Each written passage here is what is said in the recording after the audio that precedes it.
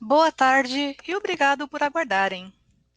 Sejam bem-vindos à teleconferência da Tegma Gestão Logística SA para a discussão dos resultados referentes ao segundo trimestre de 2022. Estão presentes hoje conosco os senhores Nivaldo Tuba, diretor-presidente, e Ramon Pérez, diretor financeiro e de relações com investidores. Informamos que este evento está sendo gravado e que todos os participantes estarão apenas ouvindo a teleconferência durante a apresentação da companhia.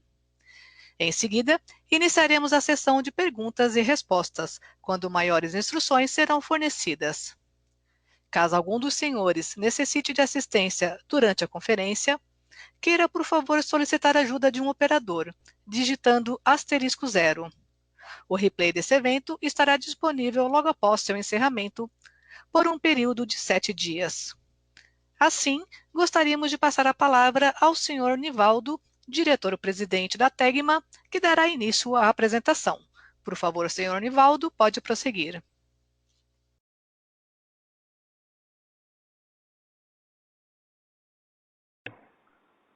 Boa tarde a todos e todas. Sou Nivaldo Tuba, novo CEO da Tegma.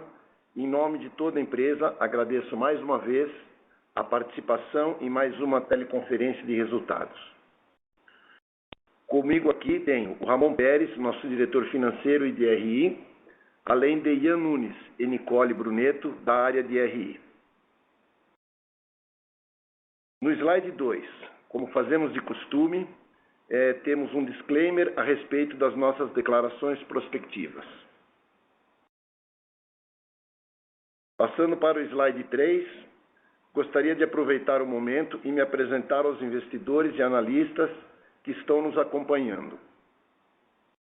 Em 1º de julho, assumi a cadeira de diretor-presidente da Tegma, após a renúncia apresentada por Marcos Medeiros, a quem agradeço em nome de toda a equipe, pela contribuição ao longo de sua passagem pela Tegma. Tenho mais de 35 anos de experiência no setor logístico, tendo sido diretor-presidente do Grupo Colômbia. Há 2 anos, assumi o desafio de ser o diretor-presidente na Joint Venture da Tegma, a GDL, que é responsável pela gestão de armazéns gerais, alfandegados, além de pátios para a logística de veículos. Em meu mandato na Tegma, pretendo manter as fortalezas da divisão de logística de veículos, reforçando o nosso posicionamento. Na divisão de logística integrada, espero que minha experiência no setor proporcione uma visão que reforçará a busca por crescimento com rentabilidade e diversificação. Passando para o segundo tópico, falamos sobre a crise de semicondutores, que segue impactando negativamente a produção de veículos. De acordo com a Anfávia, no primeiro semestre de 2022, foram deixados de ser produzidos aproximadamente 170 mil veículos, em função da falta desses componentes, 17% da produção nesse período.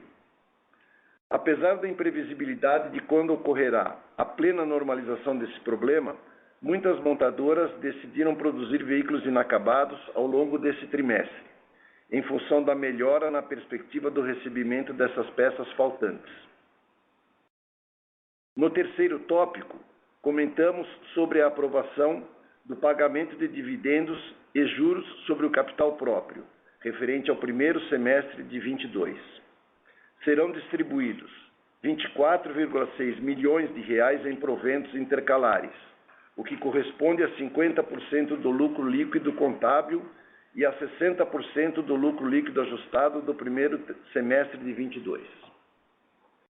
Os proventos serão pagos em 18 de agosto, beneficiando os acionistas que constem na posição acionária de segunda-feira, 8 de agosto, e corresponderão a um dividend yield de 2,8%.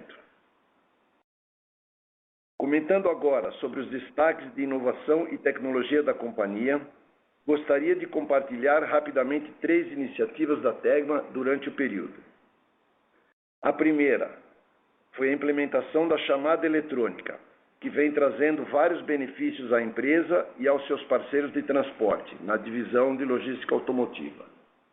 Essa iniciativa é uma importante etapa do processo de digitalização da operação, por permitir a participação dos parceiros na escolha das cargas de forma remota, reduzindo processos manuais suscetíveis a erros e aumentando a capacidade e velocidade do processamento das informações.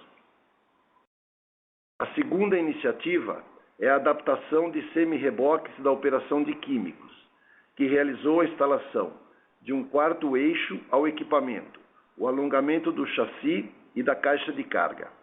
Essas alterações resultaram em uma maior produtividade, um menor número de viagens no mês, menor emissão de CO2 e sinergia entre produtos e clientes em viagens. Esta é mais uma melhoria que busca, além de ganhos econômicos e maior produtividade, ganhos ambientais e de segurança para a operação. A terceira e última iniciativa foi o anúncio do Programa de Desafios para Startups, realizado pela Tegap Ventures, braço de inovação aberta e de tecnologia da Tegma, que está na 6ª edição de seu programa, iniciado em 2017. Para esta edição foram inscritas 36 startups, sendo que 12 foram selecionadas para participar do Pitch Day. Vocês podem encontrar mais detalhes na seção de Inovação e Tecnologia da nossa divulgação de resultados do segundo trimestre de 2022. No slide 4, vemos os principais dados do mercado de veículos no Brasil. Conforme pode-se observar, as vendas domésticas do segundo trimestre de 2022 foram 6% inferiores às vendas do mesmo período de 2021. Esse desempenho ainda é reflexo do problema de abastecimento de peças, de condições de crédito mais restritivas e da deterioração de indicadores macroeconômicos do Brasil, tais como a inflação e a renda. Destaque negativo mais uma vez para a fábrica da General Motors, de Gravataí, no Rio Grande do Sul, que teve dificuldades de produção e que fez produzir veículos inacabados no final do trimestre, devido à falta de semicondutores no mercado.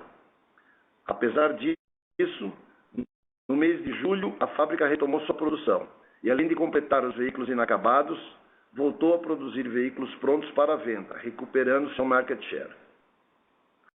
Abaixo, a produção de veículos foi 9% superior no segundo trimestre de 2022, na comparação anual, em decorrência de uma base comparativa mais fraca, pois a crise dos semicondutores começou a se agravar em maio do ano passado, e de um forte desempenho das exportações, que registraram um crescimento de 33% no segundo trimestre de 2022, na comparação anual.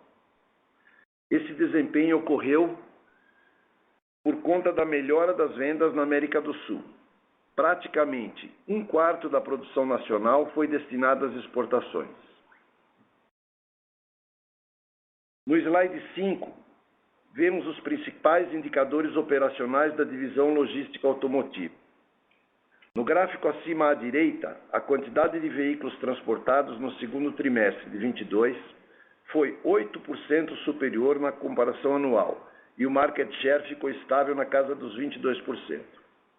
Esse patamar de market share, que ainda está aquém das médias históricas da Tegma, ocorre em função do impacto mais acentuado da crise dos semicondutores na montadora GM, um dos nossos principais clientes.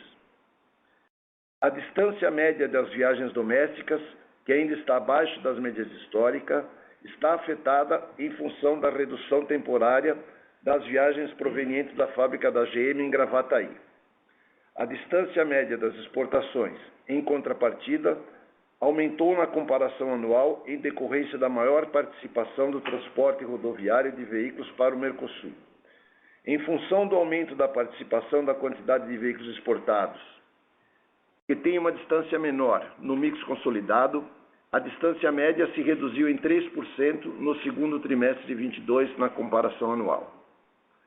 Dado esses destaques, passo a palavra para o nosso diretor financeiro, Ramon Pérez, para que ele possa falar dos nossos resultados, fluxo de caixa e demais indicadores. e depois abrirmos para a sessão de perguntas e respostas. Obrigado, Nivaldo. Boa tarde a todos e a todas.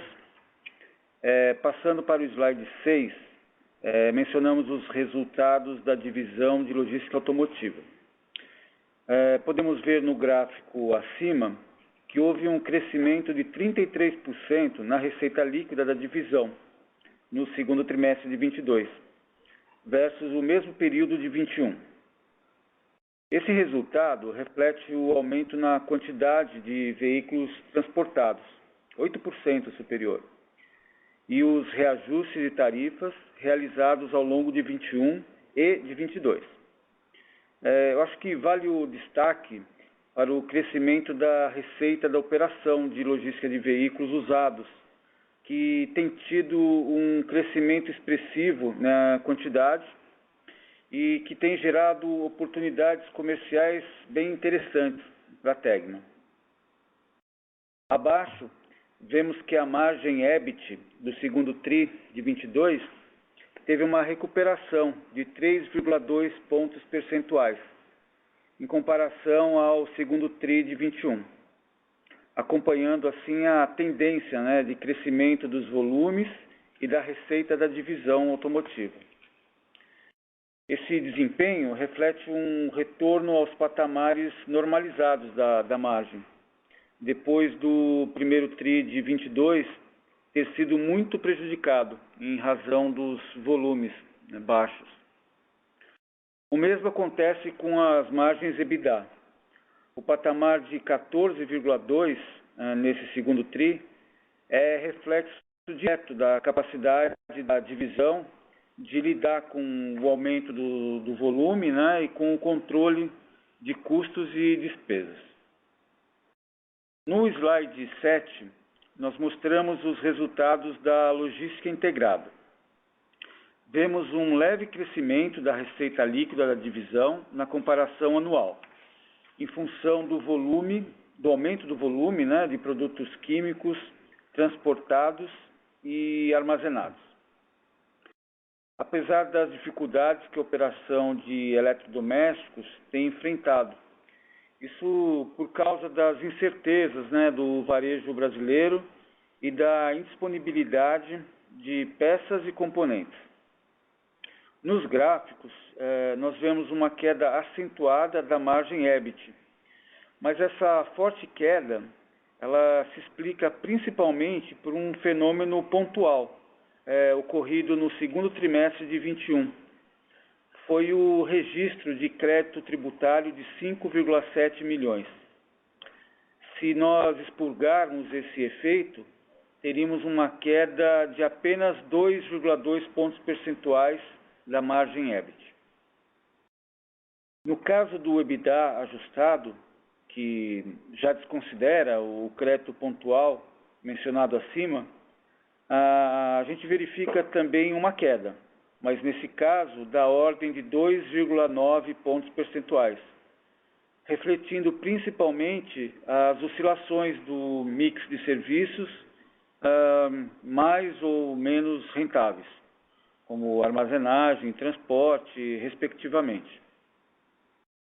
Passando para o slide 8, falamos agora sobre os resultados consolidados. A gente pode ver que a receita líquida do segundo trimestre foi 29% superior na comparação anual, impactada pelo crescimento, já mencionado, de 8% na quantidade de veículos transportados, além dos reajustes de tarifas realizados e do crescimento da operação de químicos na logística integrada. O EBIT, sem se desconsiderar o efeito pontual positivo do segundo TRI de 21, apresenta um crescimento de 26% na comparação anual e a manutenção de uma margem estável, refletindo um melhor desempenho operacional da operação automotiva. Se a gente desconsiderar o crédito tributário do segundo TRI de 21, nós teríamos um crescimento da margem do segundo TRI de 22 de 2 pontos percentuais. A margem EBITDA ajustada do segundo trimestre atual, de 16,1%, foi 1,2 ponto percentual superior na comparação anual, em função principalmente da recuperação da quantidade de veículos, que com isso alavancou a utilização dos ativos da divisão e fez com que as suas margens voltassem a um patamar próximo da normalidade. Por fim, acho que vale destacar que o lucro líquido teve um crescimento de 27%, enquanto a margem foi estável, se mantendo em 10%. Esse patamar de margem líquida do segundo TRI de 22, assim como no primeiro semestre de 22, equivale ao de períodos muito melhores na indústria automotiva.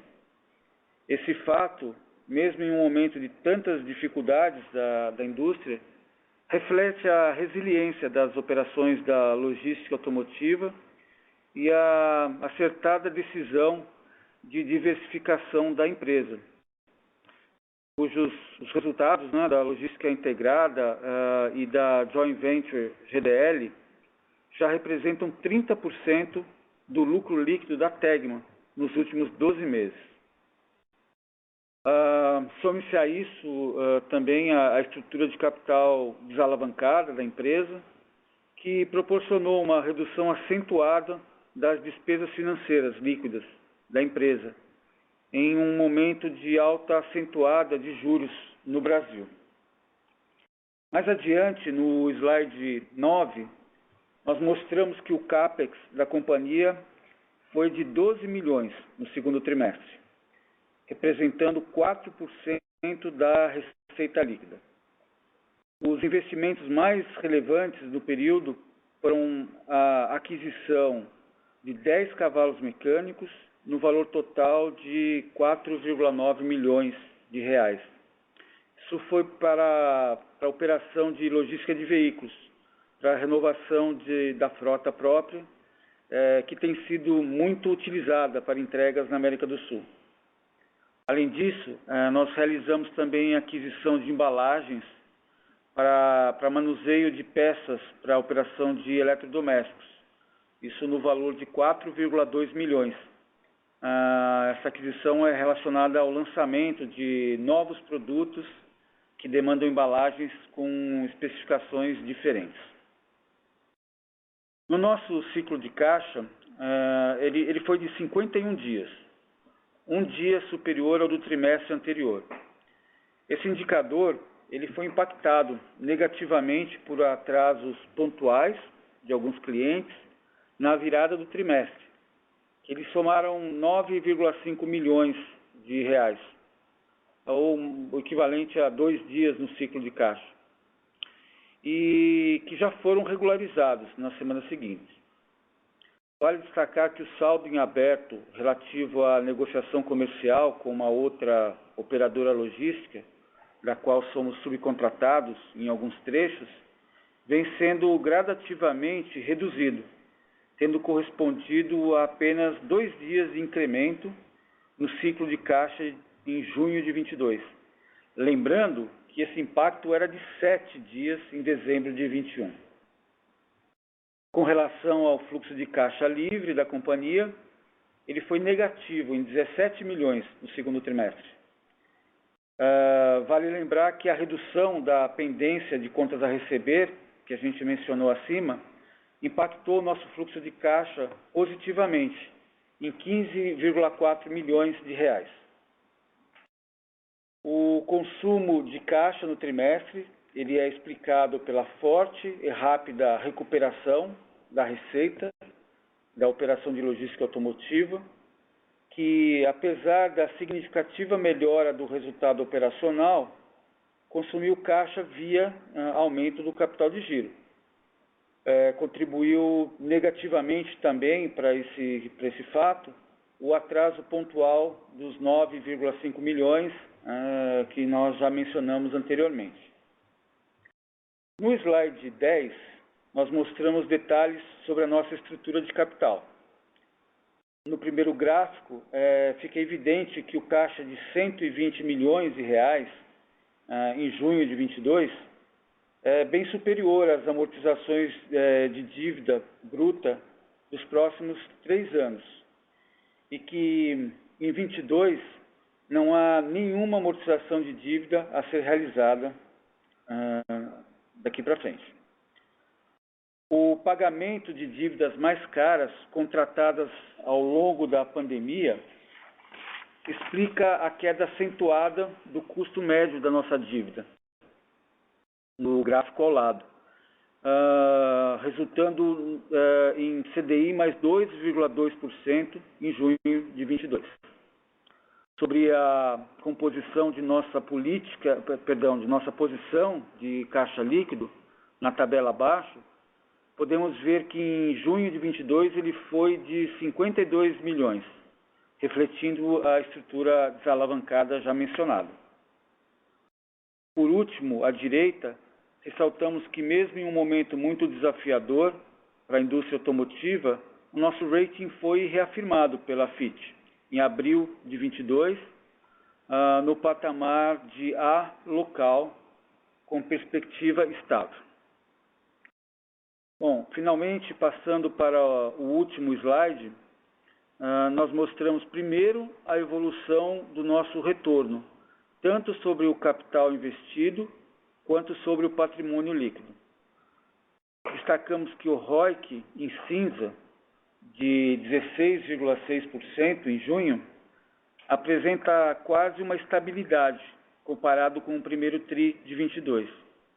Isso ocorre após um ano de quedas sucessivas, em função principalmente das dificuldades da produção da indústria automotiva. O ROIC atual é o mesmo que a companhia apresentou no final de 20, só que com uma quantidade de veículos transportados 8% inferior e uma distância média de viagens 11% inferior.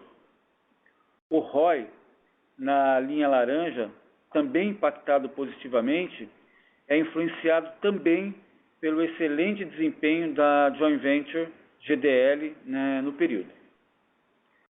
Abaixo, mostramos o histórico de dividendos e de juros sobre capital pagos pela Tegma. Na linha cinza, indicamos o sólido payout das distribuições e na linha laranja, o dividend yield correspondente.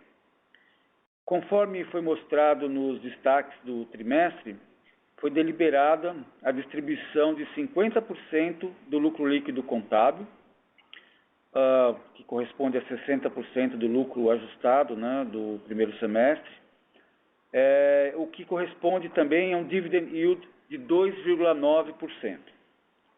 No gráfico que indica múltiplos pelos quais somos negociados, constatamos que o preço-lucro em cinza encontra-se estável em comparação ao trimestre anterior, em 7,2 vezes. Assim como o Enterprise Value sobre EBITDA, que foi de 4,1 vezes no segundo trimestre.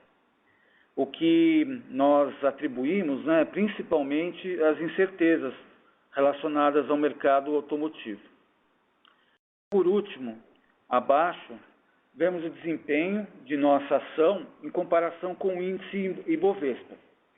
Em função também das grandes incertezas relacionadas ao mercado automotivo, as ações da Tegma têm tido uma grande volatilidade no ano. E apesar dessas grandes incertezas, as ações têm acompanhado o índice Ibovespa nos últimos meses, o que aparentemente reflete a confiança do mercado no preparo e na solidez da companhia para enfrentar cenários adversos. Com isso, eu agradeço a atenção de todos e abro para a sessão de perguntas e respostas. Obrigado. Senhoras e senhores, iniciaremos agora a sessão de perguntas e respostas. Para fazer uma pergunta, por favor, digitem *1. Para retirar a pergunta da lista, digitem *2. O senhor Nivaldo lerá as perguntas feitas por meio do webcast.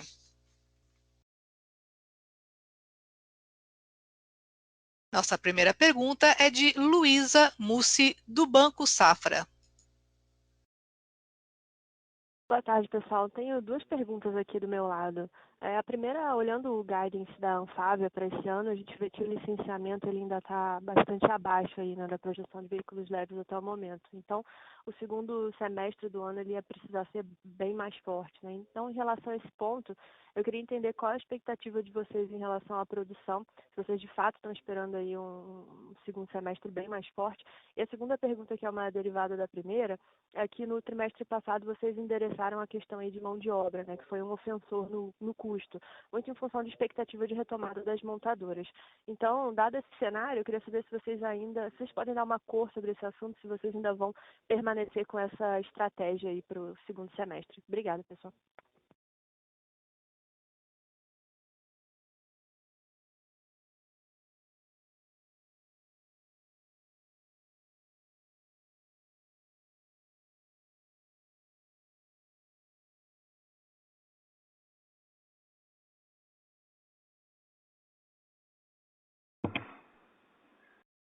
Luísa, muito obrigado. Veja bem, apesar de ter sido um trimestre melhor que o primeiro trimestre, o segundo trimestre, ainda foi bastante desafiador na nossa divisão logística automotiva. Relativamente à falta de peças e semicondutores, esse processo não está nem longe de ser resolvido. E, como você bem sabe, houve vários casos de parada de produção, redução de turno e produção de veículos inacabados. E, no caso da Tegma, o caso mais grave foi efetivamente a GM, no final desse trimestre, com o represamento de uma grande quantidade de veículos. Apesar disso, com veículos com volumes um pouco melhores, nós somos capazes de reportar uma recuperação das nossas margens, tá? Que deu esse resultado relativamente adequado, a nosso ver, no segundo trimestre. Para o segundo semestre do ano, né, nós estamos acompanhando, né, os números da Anfávia. Você lembra que a Anfávia começou com uma previsão do ano bastante ousada e hoje estamos falando aí de um crescimento de 0,9%.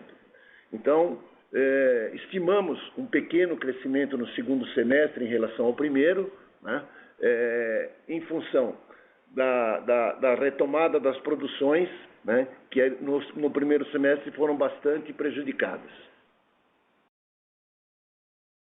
Aqui é o Ramon.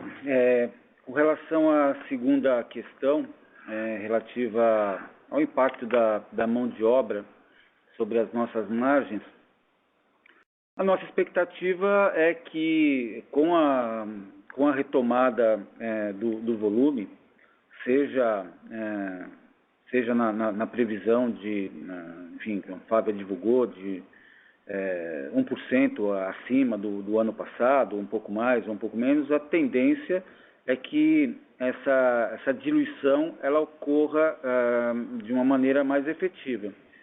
O que eu acho que é importante a gente ter em mente é que, embora nós tenhamos essa baixa alavancagem operacional e essa capacidade de adaptar a nossa força de trabalho operacional às necessidades e aos volumes, isso funciona de uma maneira mais adequada quando você tem reduções que permanecem durante um determinado período. Eu quero dizer o seguinte: a volatilidade, o para-retoma, ele impede que a gente, obviamente, tenha uma ação mais efetiva nesse sentido. A gente precisa manter as nossas equipes, né? Então, recentemente, um dos nossos principais clientes,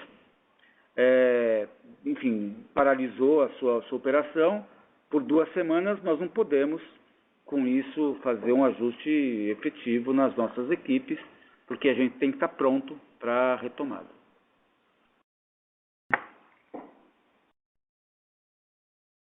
Perfeito, pessoal. Obrigada.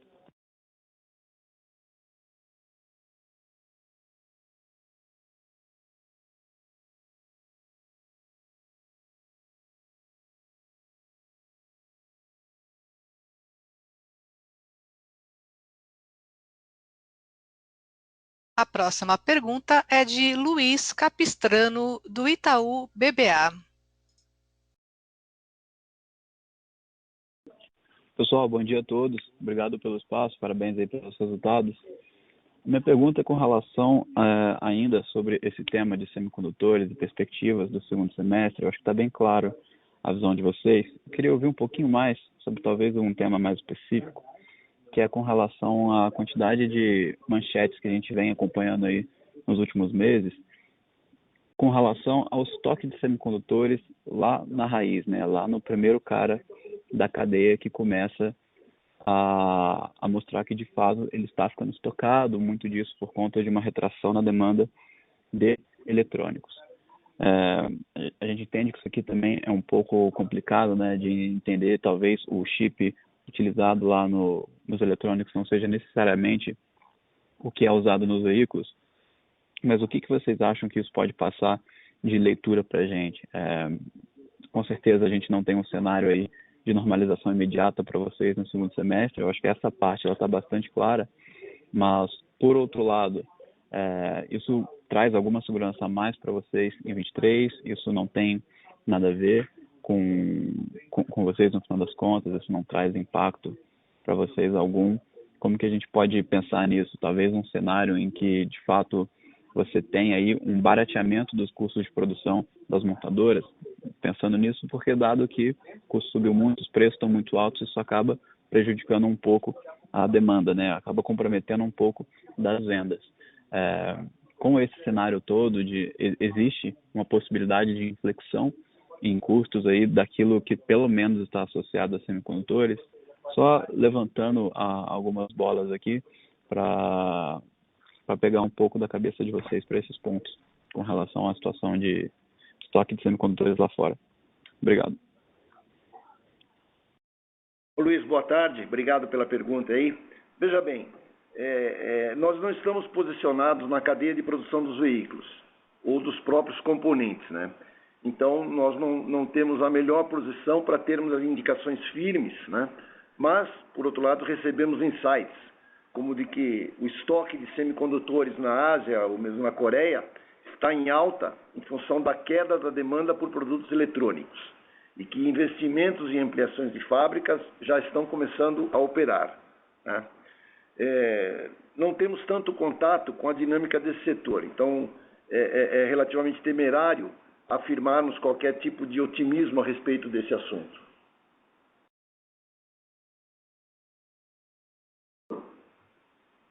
Perfeito, pessoal. Okay, obrigado.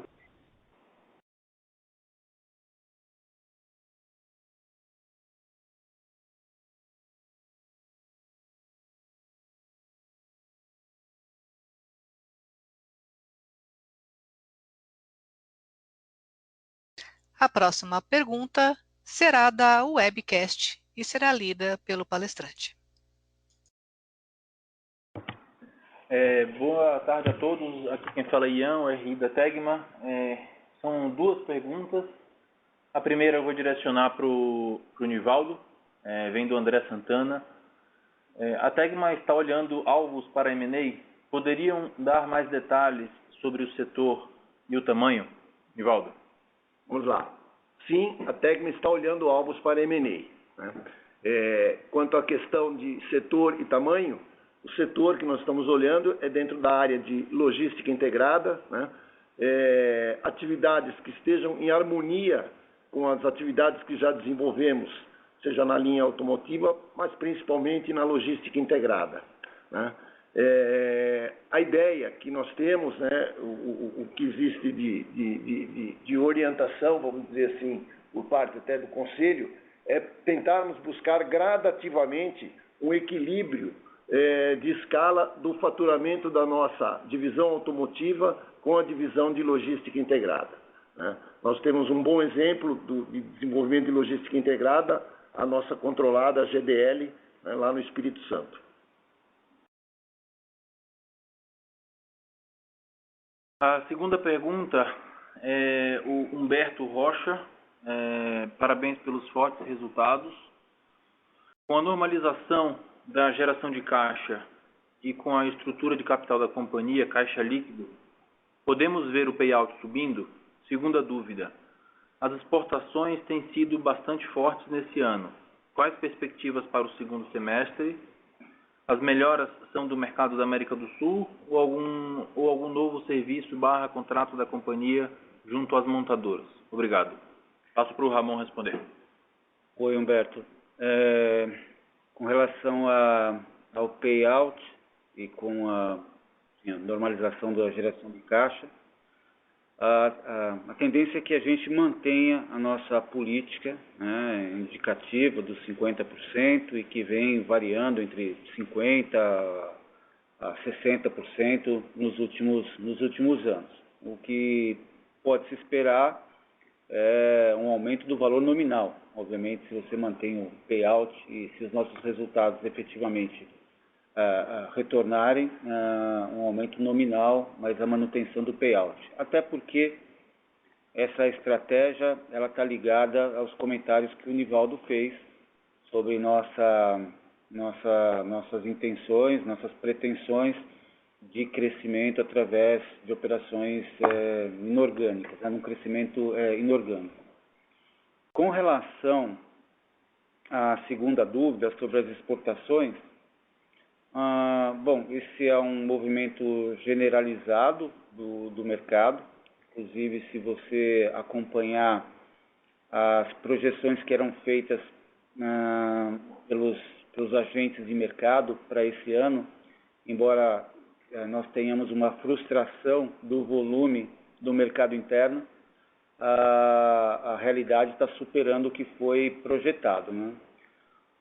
No nosso caso, basicamente, são vendas, né, transportes destinados para o Mercosul, no conceito ampliado do Mercosul. Enfim, isso envolve Colômbia, Bolívia, Argentina, enfim, Chile, e a tendência, enfim, nós não temos nenhuma razão para acreditar que possa haver uma reversão dessa tendência. É o que eu posso comentar sobre o tema. Obrigado.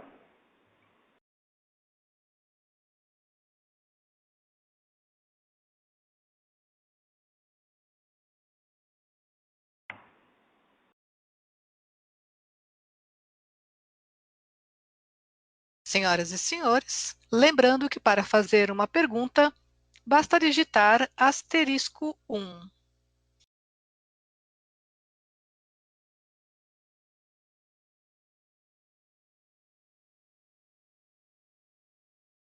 Encerramos nesse momento a sessão de perguntas e respostas. Gostaria de passar a palavra ao senhor Nivaldo para as considerações finais.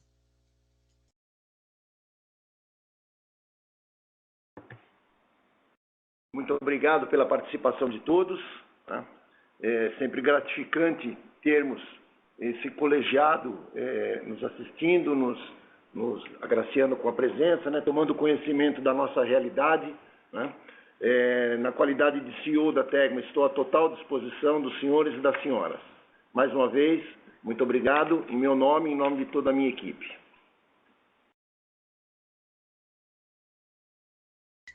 A audioconferência da Tegma está encerrada. Agradecemos a participação de todos. Tenham uma boa tarde e obrigada por usarem Chorus Call.